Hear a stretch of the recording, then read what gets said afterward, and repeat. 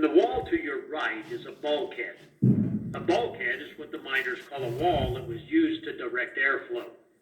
This bulkhead is made of 1.5-inch thick tongue and groove planks supported by 6-inch by 6-inch timbers and sealed with black tar paper on the backside to keep air from that part of the mine from coming into this side. It was slowly being crushed by the roof, but as you can see, it finally came down. On the platform are a couple of two-thumbed gloves.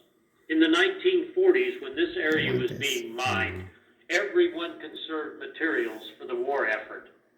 The miners would wear the gloves until they wore out the palms. Then they would wear them on the opposite hands, using the second set of thumbs until they wore out the backs of the gloves. Now, stories have been told that Mr. Carey, the owner of the Carey salt mine, was always after the miners to pick up their trash and not contaminate the salt. Well, apparently a miner rolled up these gloves and stuffed them in a blasting hole, because that's where we found them 60 years later when we opened this part of the museum. Wow. Now, if you look closely at the salt wall to the right, it appears there's another glove stuffed in a blasting hole. Right there. The glove right here.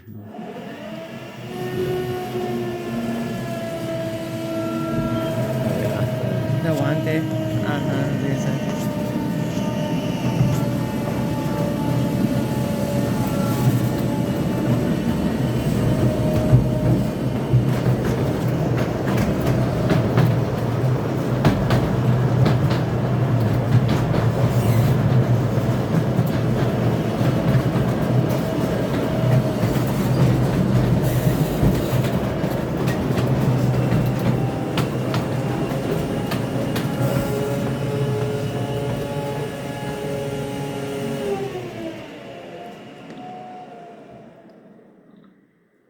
As you look to your left, you'll see a rare sight, what the miners call a roof fall.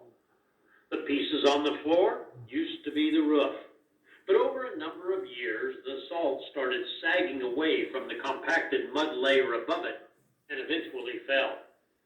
Now, even though only a few rooms ever develop a roof sag, everywhere in the mine that people will walk, drive, or ride, we monitor the roof, and sags are removed when necessary. Can't you imagine how it must have sounded when this roof fell? No. No. I could not.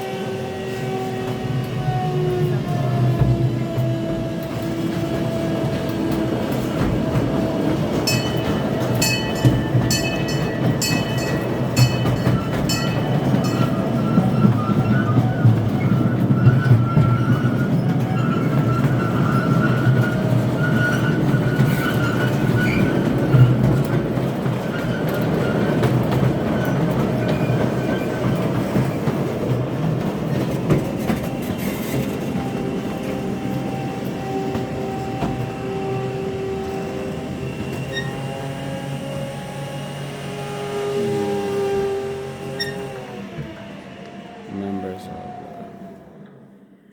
From 1923 to 1983, the miners used a rail system to transport salt from the mine face to the salt skip, where it was hoisted topside.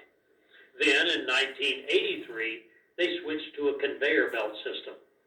On the left is a car that was used to haul salt, and railroad tracks that were abandoned when mining left this area in the 1950s. The miners would use the same rails and ties over and over, since bringing more down the skip was both time-consuming and costly. Our train crew ripped up and hauled back abandoned rails and ties from the mine that were used for our train track, almost 5,000 feet of rail for the track you're riding on. At the next curve, we'll pass by other original cars used with the rail system, including a hand-wheel-operated rail bending car.